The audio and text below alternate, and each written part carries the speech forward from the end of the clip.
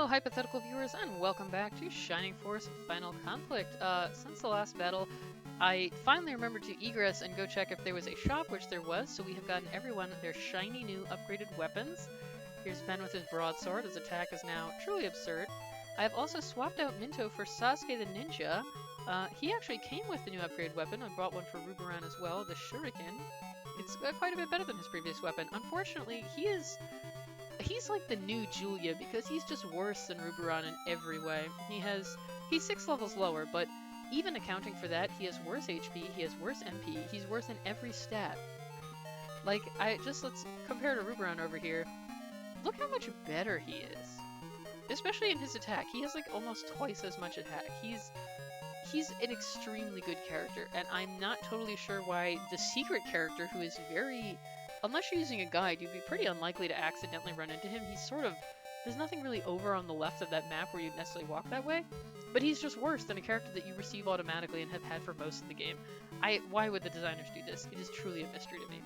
Now, the only thing I can think of, this is a possibility, which may be an excuse for him. Ninja's a promoted class, and we leveled all of our characters all the way up to 20 before promoting. This might mean that they have better stats, and a character like Sasuke, who comes in with his promoted class, maybe they calculated his stats based on if you had promoted him at level 10, and that's why he's so much worse. I want to point out, Julia does not have that excuse. She came in her unpromoted class, so she's still worse. But we have him here and we'll play around with him. Speaking of our bird friends, I have also bought them the upgraded swords, so Kiddo is now even more ridiculously good. Julia will maybe be able to do some damage once in a while. She's about the same level as Sasuke, really. We have our new assault shell for Sinette here, who is looking good. We grabbed Howl a nice power stick. It doesn't matter that much for him, but hey, it's fine. And he's had the running ring for ages, and I kept forgetting to actually equip it, so now he can have more move. I also used our stat increase items. I decided to use the running memento on Ben just because I wasn't sure to use it on, and him having more movement is good because it lets him, he's really strong, first of all, so it lets him, but he's melee only, so it lets him get into position, and it also lets him be more able to flee if he's getting a bit overwhelmed and we need to get him out of a tight spot. And I used the Protect Milk on Sinette, who had really crappy defense, so now she is a little bit more survivable. And I decided to give Julia the shield ring, because she also has terrible defense. So we finally equipped some items, and now we're going to walk to the bottom of this map, and we'll see if there's anything more interesting to it than that. Maybe there'll be some hidden reinforcements, or like some kind of, mid-map surprise, but at first glance, there is not a lot to it. It's just a long map with lots of difficult terrain and cluster of enemies at the bottom. Shining Force doesn't have a great track record with outdoor maps. Like, in a lot of the Shining Force games, there's been this problem where there's outdoor maps where it's like, it's a big, huge map where the vast majority of it you don't need to actually go to or make any sort of interaction with. And it's basically just tons of difficult terrain that looks like it was designed for the aesthetic rather than gameplay. And it's basically, there's no point to going there. So we'll see. I want to point out just quickly that I'm moving Sasuke back and forth. He and Ruberan do have slightly different sprites. Like, they're obviously similar. You can see they're using the same overall body plan. But the coloring on their costumes is a little different. And Ruberan has a long ponytail, whereas Sasuke looks like he's got a little top knot. So that's a fun little detail, at least. It gives them a little bit more individuality. Since, the map sprites are otherwise pretty similar, so it's nice to have, like, a little bit of uniqueness. Now we're starting the battle. 1 point of damage, and we may have over-leveled a bit. That does tend to just naturally happen, because like when you're level grinding, I'm still bringing my full army, so even though I'm trying to get levels for the characters who are still not promoted and still the lowest level, let's try our new Shuriken weapon on this Harpy. He's had one in his back since he promoted, so now he can finally use it. Very cool. Ah, Ruberan, you might actually be the most powerful character. You're just absurd. Oh, so satisfying. I'm actually going to try and save that for Julia, so maybe she can finally get a level up. Maybe eventually she'll become good. Meanwhile, Kiddo also got a critical hit and just totally wiped this brown gunner.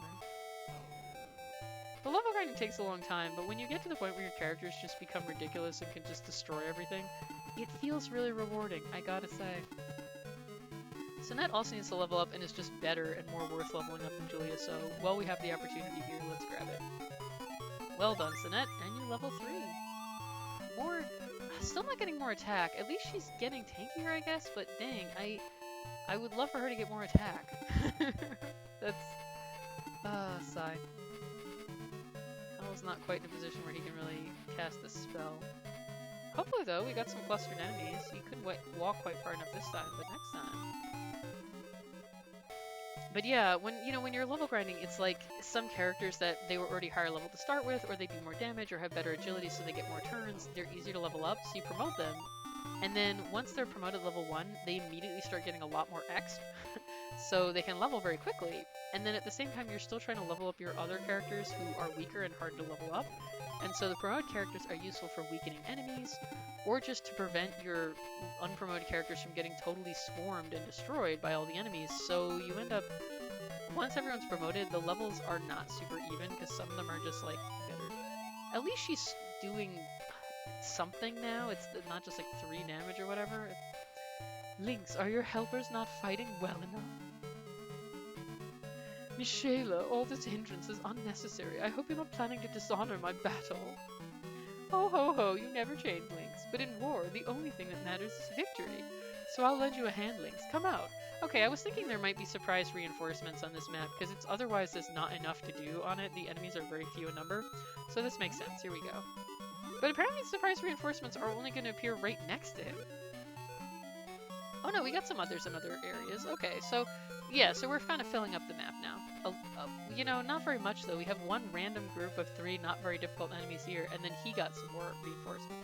However, these are some new enemies, and they're interesting. The Arch Knight is particularly interesting to me because that is an enemy of that same name also appeared in Shining Force 1. It may have been 2 as well, I don't totally remember, but these like mounted knight higher level enemies, so that's kind of interesting. It's like, oh, maybe that's a reference? Then we have an extra high priest to heal him, presumably. Nothing special there. The high witch is a new enemy, the magic using enemy, who has freeze 3, so that is going to be tricky. He's got 2 powerful magic users next to him who can deal a lot of damage to us, and it also makes sense because he is a boss who doesn't have spells, so now he's naturally paired with some enemies who do, so that they can fuck us up in his stead. So that will certainly make it a little more challenging, especially since, like, we also have to account for difficult terrain, so that can make it more difficult for us to position our characters sort of where we want and get them, because look, he's got a lot of trees around him, so it's more difficult to get them in the positions that we want, where they can be adjacent to the enemies and all attack at once. It's easier for us to kind of get stuck in an awkward position where the enemies can attack us while we're grouped up. So that's, you know, that'll be an interesting challenge, I guess. Wow, Kiddo is great. Kiddo and Ruberon, and Ben, usually the main character in Shining Force has been decent, which is nice, because some games will give you a required character that's not good, so it's nice that they're actually good, but aside from the main character, Kiddo and Ruberon are just ridiculously good. The Cavaliers are also nice. I've been satisfied with their performance. Sinette attack with, oh darn it, a dodge. Flying enemies sometimes dodge more, I've found. I feel like they have like a higher agility or something. Oh, this is actually a nice chance for Mage Friend to attack a whole cluster of enemies. I wish you got more X for attacking all of them, because like you really only get the good X for defeating them, but the strength of the mages is more in doing chip on a lot of them. Oh, he got a good chunk from that though, that was nice. He's staying useful. Well, if those enemies actually decide to approach us and not hang around near Lynx, that'll be easier, because then we don't have to fight them all at the same time. And these enemies, I guess they'll just get here when they get here. I'm not going to go out of my way to fight them. They're not very important, and they're also not that threatening, because they don't have ranged attacks, they don't have, like, AoE attacks. They're enemies that have been on these maps for a while, so... the golems have really good defense, though. Let's have you attack... Let's see which of these enemies has the worst defense. They've got 34. I guess the gargoyle is just barely. I'm still trying to have Julia be useful. It's a struggle. Well, I guess that was something. She can get a bit of X. It's better than when she was doing 3 damage. Oh. She's still not very tanky though. No, it wasn't so bad. Could have been worse. Oh, Sasuke can actually attack. He didn't get into the battle very easily. And he's a slightly different color. He's orange, whereas Ruberon is purple. He came so close to actually KOing in his first battle, but alas, the gargoyle was able to dodge. Not bad, though. He at least contributes something, I guess, even if he doesn't seem to get his turn that often. This isn't a great map for the melees either, because of all the difficult terrain, and he was sort of at the back of the force, so, you know, this probably isn't his, like, max potential or whatnot. We shouldn't judge him based solely off of this. It's not an optimal circumstance for him. At least my good characters are contributing plenty. We're in the final chapter. I guess some of them it's kind of like, they are what they are at this point. And I finally remembered, I've had it around for ages, and I think I forgot to change her weapon when I promoted her. Because, like, I don't use her for attacking all the time. I have her heal more often. But I finally remembered to swap in her, she had the, like, the protect staff or whatever, which, gives you a little defense boost, but also gives you a higher attack. Obviously, I could have given to Howl as well, but she has a better base attack than him. And if she's attacking, it's like, I prefer to save her MP for healing rather than Blast, and Blast is not very good, whereas Howl uses his MP to fight. So she's more likely to be attacking than him anyway, and she has a higher attack than him, so on him it would be sort of pointless still. Like, it just wouldn't give him enough of a boost to matter. I'm gonna at least try to have someone defeat this who needs a level. Yeah, like Sinette. Get some more X. Excellent. Very good. Those levels coming. Oh, the centaurs especially get hurt by the bad terrain. Okay, sweet. So they are actually being lured out a bit, so we're not going to have to fight them all at once as a cluster. The map would actually be far harder if they didn't move from their positions. Because to get close enough to fight them, we'd have to be in range of the mages. And because of the clusters of trees, it would be incredibly difficult to get into a good position to kill them quickly without getting hit by magic. I guess you can use freeze too on this knight. It's once the enemies are not in clusters anymore, the mages can't really do as much of use. Howl's here just because I like him, not because he's necessarily the most useful. And honestly, we don't actually have, in some games there's been people we could have replaced, but in this game there kinda isn't, because the other available characters are, I guess, the Master Monk. We got that old dude, what's his name? Oh man, I maybe she survived that. The Master Monk, who at least would have spells, but he didn't have very much MP. And then the dragon guy that we got, oh, so we do have reinforcement spirit here, huh? Also was very weak and had terrible attack and stuff. And then Minto does have spells, but isn't more useful than Howl. So there's like no one obvious to replace him with anyway, even if we wanted to. So we have more justification for keeping him than in a lot of games, where I've kept the mages even though there were better characters. I guess in Battle 19 we will get the other bonus character, the other hidden character rather, so... I guess we'll have to think about that then. I would probably replace Sasuke instead though, because like, Ruberon is just so overwhelmingly strong that like a crappier version of him doesn't add a lot to the party. And at least the other character, I'm pretty sure the other character will be the samurai, because there's usually one ninja, one samurai. So he'll actually be a completely unique class. We don't have another one of that. So that'll be a little more interesting to add, so. Doing very well here, making great progress. Most of the battles in this game are honestly not very long, and I'm assuming it's because it's a Game Gear game. And so that's a portable system, so it's like, if you're doing a portable system, you might want the battles in it to be shorter because you're expecting people to be playing it in like contexts where they're not necessarily having time to sit down for like a full hour. You know, you're playing it when you're just on the way somewhere waiting for the boss or whatever. You're not sitting there for ages. Very nice. Well, he got more MP and more agility, and those are like really the main stats for him. Agility to get his turn more often, and then MP, obviously. So that's quite a good level up for him. 2 MP is nice. Julia could easily get killed doing this, but, like, gotta get going here. And also, she needs to actually contribute something. She could potentially gain a level eventually if she keeps getting bits of XP here and there from attacking. We're getting there. Okay, we're starting to get people to come out of the trees, so that's nice. Let's have Cynthia hang out for now. Lynx gonna wade in and hopefully defeat this witch, because we want to defeat her before the High Priest will heal her, and then we're gonna want to kill him. Excellent. That's one of our 2 wizard enemies down. Got Ruberan out of the trees, and Kiddo can start attacking the other witch. He's not quite in range to attack the High Priest yet. But like, if we can get one more attack on her, we should be good. So, it'll depend on if anyone is actually close enough by. You know, some of them are lagging behind a little. He's not quite close enough. Ooh, but with Sinette's upgraded weapon, she has 3 range. Excellent. Heck yeah, I'm level 4. Oh, finally an attack boost. Okay, and she got...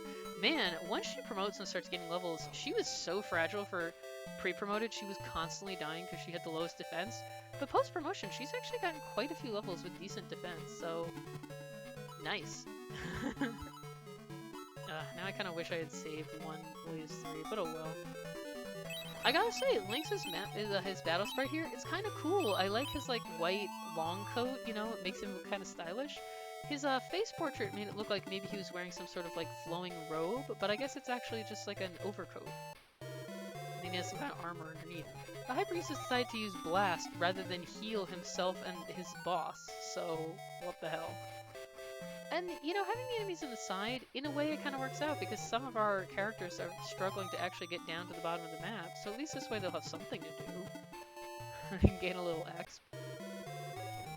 Overall, the battle is going pretty smoothly. This could kill Julia. Lynx is really strong. Well, he did a lot, I'll say that. I'm actually going to have her come down here and attack the High Priest, because the flying characters do have more mobility, so they can actually get in position to do that. And the Priest doesn't have a ton of defense, so she can at least do a chunk to her. Yeah, let's have Sasuke. How about you attack the Harpy, since she can attack our squishies more easily without being able to fly. Yeah, he's not... You know, in the first Shining Force, the special characters were really, like, almost absurdly good. And I'm gonna have Ben try and finish off the High Priest so that he does not heal Ruberan, or Lynx rather, once we start attacking Lynx. Like, in the first game, the special characters were absurdly good. Like, they were ridiculous. And in this game, oh nice, Volt 3 finally. In this game, I don't know what the second one will be like, but he's nothing. Like, how lame. He's weaker than most of our crew. Like, he's around on par with Julia, who is by far our weakest, so... It's pretty baffling that I don't get what they were thinking with his line. Like, when the character is a secret character, I kind of expect them to be extra good to kind of reward you for having been able to find such an obscure character who was like hidden in some arbitrary place, but he's not. It's like, oh wow, you went out of your way to manage to find this guy. Well, he's not very good or anything. He's mostly just a bragging rights reward. And it's like, I guess that's a way you could see it too. You could be like, well, since he's a secret character who's sort of cool just for the sake of that, so he doesn't have to be good. But I'm like, huh, I don't know, that seems sort of backwards to me. If he was the only ninja, also maybe it would be more justified, because it'd be like, well, he's special because he's sort of melee plus magic or whatnot, and, you know, has a unique class, so it's okay that he's, like, not actually that great, but we actually already have one of our best characters who's a ninja. So it's like, what is the point of this guy? Making great progress on Lynx here, really beating him down. Ooh, got critical hit. Excellent page. I really had trouble leveling him up at first because he was slow and he didn't get his turn a lot, but he has really come into his own. This is not going to do very much damage, but I just want to see it. Oh man, that was so worth it. Look at this goofy ass attack animation where his hood is like billowing out and he's like jumping up like woo! That's so cute. We're doing quite well. Oh, Howl might die here. This guy hits hard. Sorry, Howl. If you had one more, like just a little more HP, you would have been fine, but it's fine. He was out of MP, and we're kind of at the end of the battle anyway, so like, whatever. We have so much gold right now. Level grinding ends up giving you quite a lot of gold. Even after buying everything we needed, we still have an absurd amount of gold. We could also easily die in one attack from him, because like, he's really strong. We're kind of... Oh, Sasuke's probably gonna die too. He doesn't have good defense either, and he also doesn't have good attack. So he's kind of just nothing. I think Ben's gonna bring us home here. Well done! Alright, we're wrapping it up in just about the correct amount of time. And we got the counter sword. I think Ben can use that. Oh, good thing he had a free inventory slot. I didn't realize that would be dropped. Alright. So the rumors of the Shining Force's strange powers were... If that's the case, perhaps it's possible that you're the only ones who really can defeat Mishaela. Sir Lynx. Why is he a sir? It's futile to have sympathy for one who's been defeated. Seems our group should hand over Ridion. Come out. Who the hell is Ridion? Did we hear of him before? I feel like... Oh, he's the guy who Max went off chasing Mishaela, and this is the guy who went with him. Adam. Ridion, it can't be. I forgot his name. Adam, at last we meet again. He's gonna be an old guy. Although Mishaela ordered me to finish him, I will not kill a person who cannot fight anymore. Sir Lynx! Everyone likes him, even though he murdered a bunch of people too. Like, he's been hounding this whole game. He has killed people. Master Max and I were defeated in battle with Sir Lynx. The fight was admirable, absolutely fair and square. Yeah, but, you know, I don't know why it's like, yeah, he's helping destroy the world, but he's doing it in a really, really fair and forthright manner. It's like, does that really make it better? You know, at some point if you're trying to destroy the entire world, it doesn't really matter how nice you are while you do it. It's an inherently bad thing to do. So, what happened? After that, we were taken to Mishaela's place. She gave Lynx an order for my death, and Master Max is currently still under Mishaela's supervision. Sir Max is in Groundseal's ancient tower. Unfortunately, both Darksoul and his opposition, the Devil King Zayon, are both at that place. Yeah, so this is again kind of bringing in from Shining Force 2 where they kind of retconned that, oh, Darksoul was also one of the devils, and he and Zayon were like opponents or something. There was like a war among the devils. So this is sort of like connecting them. Evil power gathers there, and it seems that soon they will be celebrating the use of this power. Why were you working with Mishaela if you thought this was a problem? So they're at the place where Devil King Zayon is sealed away. I guess Adam knows about this because he was like from ancient times, so they had like the knowledge of that or whatever, the ancient civilization. And the evil power is going to be used for the revival of Darksoul. What a terrible situation. That's an understatement. Sir Ridion, you have luck on your side. Ugh. Well, thanks for that, buddy. Were we supposed to find him likable? Because I did not find him likable at any point. Adam, let's go to the ancient tower and consign Darksoul to oblivion. I may have been saved, but Sir Lynx and his exemplary conduct were not. His exemplary conduct? He was trying to destroy the world.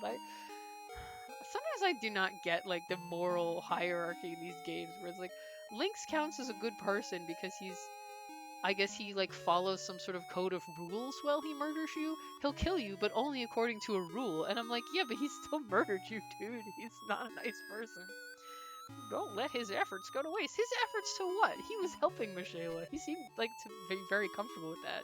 He didn't seem like she, like, blackmailed him into it or anything. Unlike Ruberon, who at least, like, didn't have a choice. Okay, well...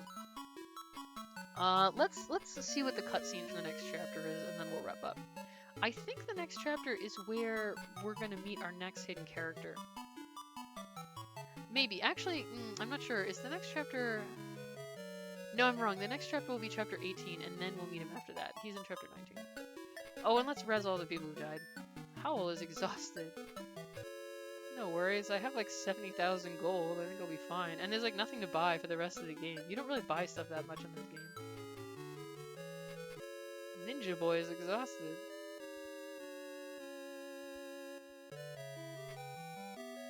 Let's head on. Are you going to battle? I am. So it's time to relight the Empress. The impossible lies ahead. I still don't know what the fuck that means. After defeating General Lynx, the Shining Force arrived at Galam City to request an audience with King Galam. So he's the king of a city. So it is a city-state. I'm assuming that what they meant by a governmental city was a city-state. What? You defeated the Devil King Army's 3 generals? Yeah, honestly, none of them... They were all kind of pathetic. None of them was all that good. Because first we had, I forget his name, but that little, like, goblin dude who was, like, super pathetic. Then we fought Aiku, who was just, like, it wasn't a lot to him. And then we fought Lynx, who like is strong, but that's it. He's good attack and nothing else. Yes, that's correct. Regrettably, we have a rather more shameful story to tell. Uh-oh. Firstly, the Devil Army repeatedly confronted us too. Although we tried hard, we were eventually defeated. So that's what happened, eh? Well, you're not the main characters, you just don't got what we got. Now all my soldiers have been sent out. We have no more soldiers to stand against them. We'll be forced to sit back and watch as the devil is revived at the ancient tower. But since you defeated the 3 generals, maybe you'll be able to stop them. Ah, here you are, Shining Force. I thought you'd want to hide, but I guessed you might want to talk with King Galam, so here we are. We need to have a private talk with King Galam, then we'll kill you. Who is this? King Galam has betrayed us. Oh, it's generic monsters. You'll pay for this with your lives. So I guess this is Battle 18. We'll fight right here, and you'll not be leaving. Flames! That's what he says, but he's wrong. Ridion's very confident. Okay, so yeah, because the battle will find the secret characters and outdoor maps, so I guess this is 18 and then we'll do that one.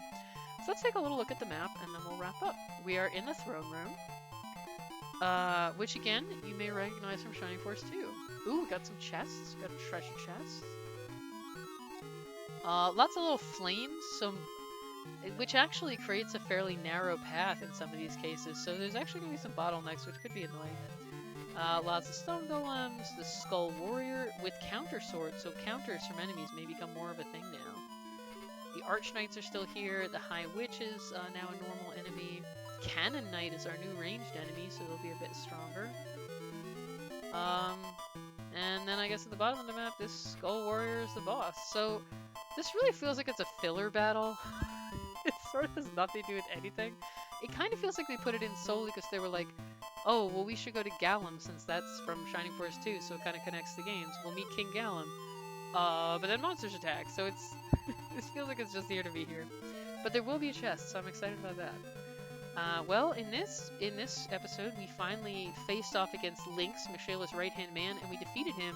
And for some reason, everyone seems to think very highly of him, even though he repeatedly attempted to murder us and was trying to destroy the world. But apparently, since he's an honest person, it's okay. That's enough.